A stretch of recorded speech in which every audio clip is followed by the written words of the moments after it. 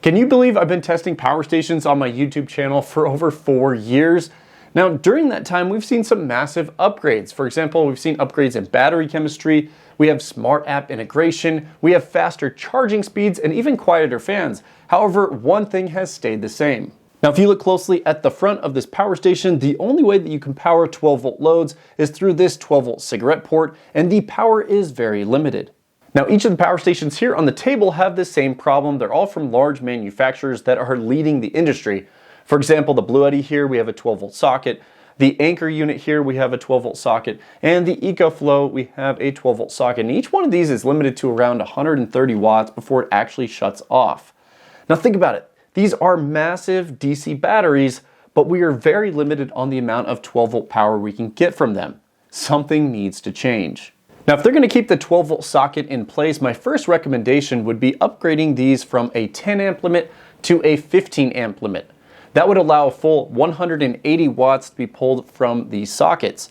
Now, if these companies don't want to give us more power through the 12-volt socket, then I recommend they give us an alternative secondary port. For example, an XT60 port or an Anderson power pole port, where we can pull at least 15 to 20 amps to power our DC loads. After all, they market these devices as portable options for camping, and when camping you use a lot of 12-volt devices, but they aren't giving us the power we need.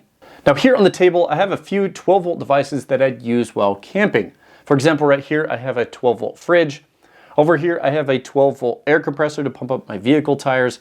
Right here I have a 12-volt fan, and right here is a 12-volt diesel heater. Now you'd also consider 12-volt lighting or even a 12-volt CPAP if you require running one of those. Now hopefully you guys are picking up on the problem here. You have all these 12-volt devices that you want to run off the power station, and they only give you one port to use, and it's limited on its power output. So this is why we need an upgrade. We need more power from the 12-volt socket, or we need a dedicated high DC output. Now I'm not saying a crazy amount of wattage, I'm just saying 15 to 20 amps so you can power a couple of these devices at the same time. Now not all companies are following this trend of just having a 12-volt socket on their power stations. There's still a couple of companies out there that give me hope. For example, this new model right here from Pecron, this is the E1000. If you take a closer look at the DC output, you have a 5 amp barrel connector, a 10 amp 12-volt socket, and a 20 amp XT60 port.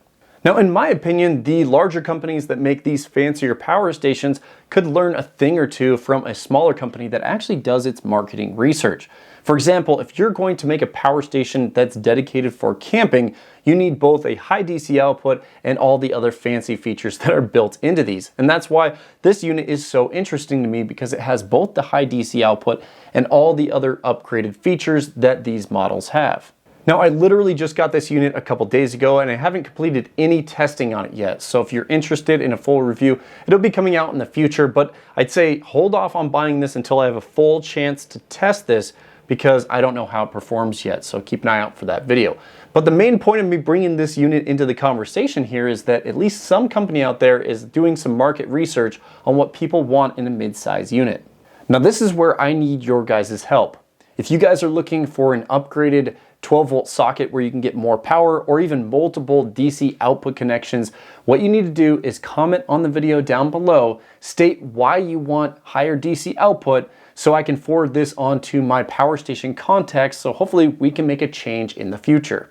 Now, as you guys can see, I am super passionate about this topic because I'm always trying to get the next best thing on these power stations. And I've already given these companies my feedback, but they aren't listening. So maybe if this video gains enough traction and enough people comment down below and the video's views go pretty high, maybe they'll notice that something needs to change. And that's what you guys can do. Make sure you smash the thumbs up button, comment down below why you want a high DC output, and share it with your friends and family. Guys, thank you so much for watching this video. Thank you for supporting the channel, and cheers to a brand new year of 2025. And hopefully we can see some improvements on these power stations. If you have any other ideas how you'd like to see them improve, share those comments down below as well. Thank you guys so much for watching. We'll see you guys in the next video.